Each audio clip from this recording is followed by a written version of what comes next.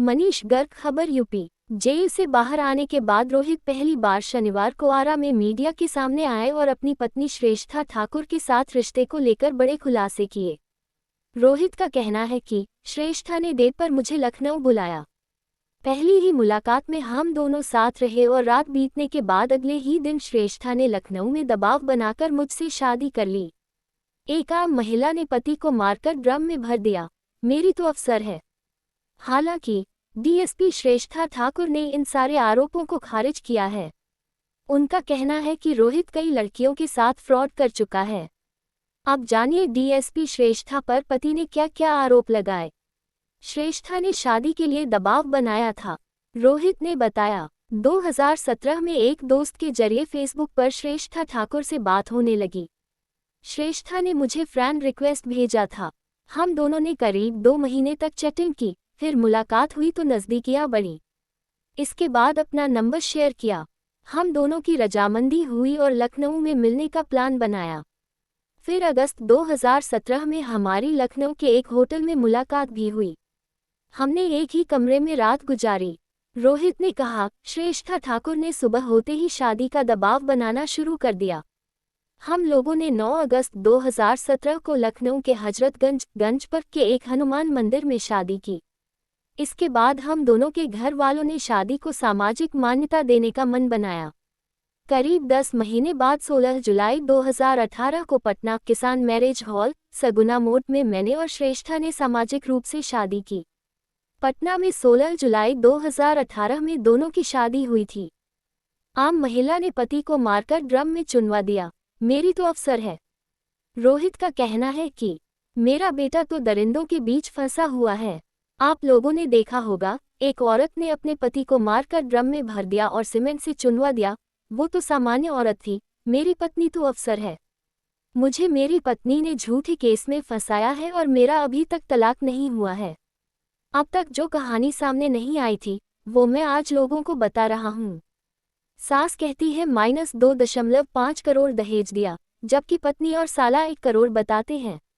रोहित ने बताया कि शादी में श्रेष्ठा के परिवार की ओर से कोई लेन देन नहीं हुआ, सारा खर्च मैंने किया था। सफारी गाड़ी भी गिफ्ट की थी, लेकिन उस गाड़ी को भी गलत तरीके से बेच दिया गया। दहेज को लेकर श्रेष्ठा और उनके परिवार का झूठ ये है कि उनकी मां बोलती है कि दहेज में मैंने 2.5 करोड़ रुपए दिए, जबकि उनके भाई और श्रेष्ठा कहती हैं कि रोहित को 1 करोड़ रुपए दहेज में दिया गया। शादी को सार्वजनिक करने से पहले हम दोनों नेपाल, पुरी समेत अन्य कई जगहों पर घूमने गए थे। शादी जब सार्वजनिक हुई तो शादी में उनकी तरफ से 15 से 20 लोग आए थे, हमारी तरफ से कई लोग पहुंचे थे। ये फोटो रोहित ने दी, जिसमें सफ़ेद सफारी गाड़ी के साथ श्रेष्ठा दिख रही हैं। रोहित ने कहा कि यही गाड़ी मैंने शादी के वक्त गिफ्ट की थी। 2021 में तलाक के लिए अर्जी दी, 2024 में फ़ कराई। रोहित ने बताया कि हम दोनों का एक बेटा है, जो 6 साल का है। बेटा फिलहाल श्रेष्ठा के पास ही है। श्रेष्ठा ने वर्दी का गलत फायदा उठाया और दिसंबर 2021 में तलाक के लिए गाजियाबाद कोर्ट में अर्जी दी। इसके बाद उसने 2024 में मुझ पर एफआईआर भी किया, जिसकी वजह से मुझे जेल जाना पड़ा।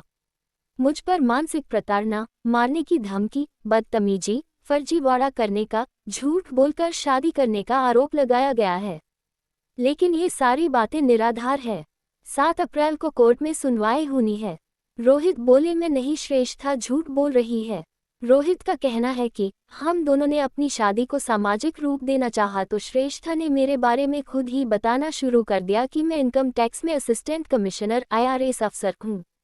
इस तरीके की बात बताकर उसने मुझे फंसाने की शुरुआत की। मैंने श्रेष्ठा को बताया था कि मैं रांची में कोचिंग और स्कूल चलाता हूँ। श्रेष्ठा ने मुझ पर पुलिसिया दबाव बनाकर मेरा सारा काम ठप कर दिया है। शादी के समय मैंने हर एक बात बताई थी। सितंबर 2023 में श्रेष्ठा ने मुझे घर से उठवा लिया। रोहित का आरोप है कि रोहित ने बताया कि मैंने भी इस मामले में श्रेष्ठा ठाकुर, उसका भाई मनीष प्रताप, DCP गाजियाबाद, कौशाम्बी थाना इंचार्ज सर्वेश पाल समेत अन्य पुलिसकर्मी को आरोपित बनाया है। इस सब पर मैंने केस किया है। इस मामले का कोर्ट का ऑर्डर आना बाकी है। रोहित ने बताया कि मंदिर में शादी के बाद मैं और श्रेष्ठा कई जगह घूमने गए थे। फर्जी तरीके से मुझे जेल भिजवाया। रोहित ने कहा कि श्रेष्ठा ने पुलिस वालों को बुलाकर मेरे साथ मारपीट की थी, इस वजह से मैं तलाक के लिए राजी हुआ था। हालांकि अभी तक मेरा और श्रेष्ठा का तलाक नहीं हुआ है। दोनों का मामला गाजियाबाद कोर्ट में चल रहा है। 7 अप्रैल को सुनवाई है। रोहित ने बताया कि 2021 के बाद से ही श्रेष्ठा ने कभी बच्चे से मिलने नहीं दिया। 2023 में बेहिया में मुझ पर मानसिक प्रताड़ना, मारने की धमकी, फर्जीवाड़ा, झूठ बोलकर शादी करने का आरोप लगाकर केस किया गया। 2024 में भी यही आरोप लगाकर गाजियाबाद के कौशाम्बी थाना में केस किया गया। कौशाम्बी पुलिस ने मुझे गिरफ्तार किया और मुझे प्रोडक्शन वारंट पर आरा लेकर आए और मुझे यहां जेल में डाल दिया गया। 10 फरवरी 2024 को जेल गया और 8 महीने तक जेल में रहा।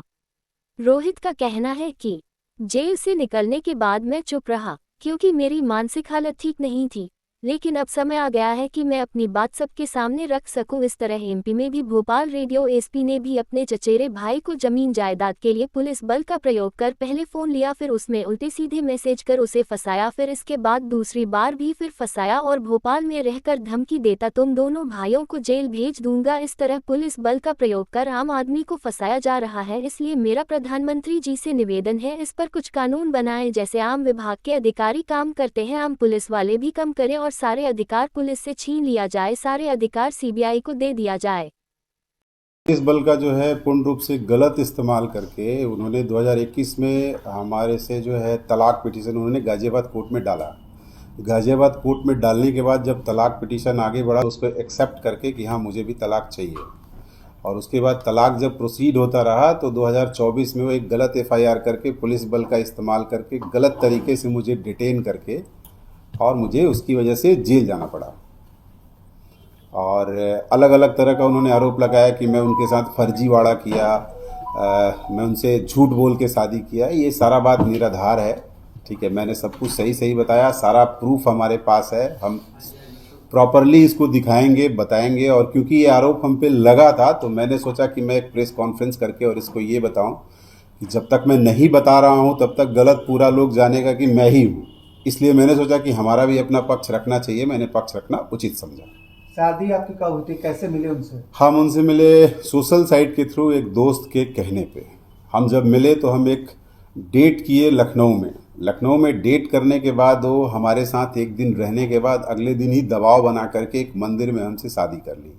शादी करने के लिए जब शादी को सोशल करने की बात आई तो उनके घर वालों ने इसको एक्सेप्ट नहीं किया, जैसे तैसे करके, और दुनिया को ये बता करके कि मैं कहीं इनकम टैक्स में कमिश्नर हूँ, असिस्टेंट कमिश्नर हूँ, तमाम चीज़ बात बता करके, ठीक है, उन्होंने दुनिया वालों को भ्रमित करके, क्योंकि ये एक पीयर प्रेशर होता है किसी ऑफिसर्स को बताने के लिए कि नहीं भाई हमारे पति भी ऐसे हैं, और उन्होंने खुद ही इसको इंट्रोड्यूस करा करके और हमारे को फंसाने के लिए वो की। 2019 में जब बच्चा हो, 2018 में फिर उनके परिवार वाले लोग मान गए।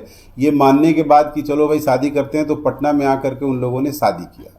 शादी में खर्च जो है उन्होंने अलग अलग जगह कहा कि उन्होंने किया, ये किया, वो किया। नहीं, सारा खर्च मैंने किया है, हर चीज़ का प्रूफ मेरे पास है। पैसा मैंने कितना खर्च किया, क्या मैंने दिया, क्या लिया, उन्होंने क्या दिया नहीं लिया वो जाने, लेकिन उन्होंने जो आरोप लगाया है कि 2.5 करोड़ मुझे दहेज दिया गया, उनकी माताजी कह रही हैं, उनके भाई कह रहे हैं कि 1.5 करोड़ दिया गया, वो कह रही हैं कि 1 करोड़ दिया गया।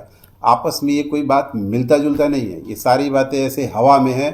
पुलिसिया दबाव बना करके और मुझे फंसा करके मेरे सारे काम को ठप कर दिया गया है आज के दिन में।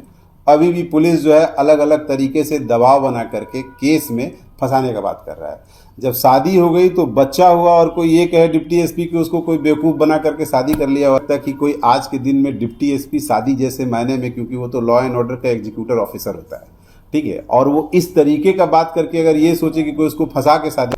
और एक बहन है, उनके दोनों भाइयों की शादियां जो है, एक की 22 बरस से पत्नी अलग रह रही है और दूसरे की जो है पत्नी अभी 4 बरस से अलग रह रही है। ये एक अलग बात है कि उसमें भी खींचातानी चल रहा है। ये क्योंकि पुलिस में है और इनको बहुत जल्दबाजी था तो खींचातानी हम में चल तो रहा था, इन्होंने तुरंत डिवोर्स डाल दिया। अब इसमें का क्या प्रॉब्लम है? इसमें सबसे बड़ा प्रॉब्लम है उसकी माँ का। किस बात को लेकर खींचातानी? खींचातानी हमारे और उनमें था वाला बात है कि तुम अपने परिवार को कुछ मत करो, तुमने अपने परिवार को घर दिया, अपने भाइयों को घर दिया, इतना सारा बिजनेस करवाया, वो सब पैसा मुझे दो, परिवार से संबंध तोड़ दो। ये मेरे घर आने के लिए नहीं तैयार थी और ये कहती थी कि तुम एक घर जमाई बन के रहो हमारे साथ। हम इसके लिए तैयार नहीं थे। अपना इस्तेमाल करके मुझे घर से पिक करवाया, उठवाया।